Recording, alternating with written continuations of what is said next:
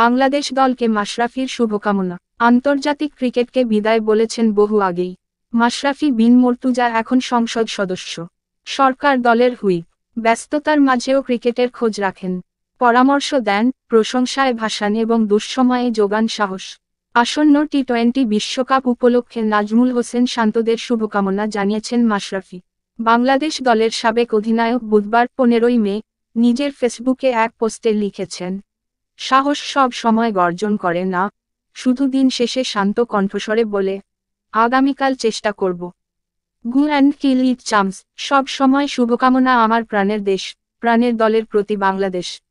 বিশ্বকাপে ডি গ্রুপে বাংলাদেশ, দক্ষিণ আফ্রিকা, শ্রীলঙ্কা ছাড়াও দলটিতে আছে নেপাল ও নেদারল্যান্ডস। তুলনামূলক সহজ দলে নাজমুল হোসেনরা।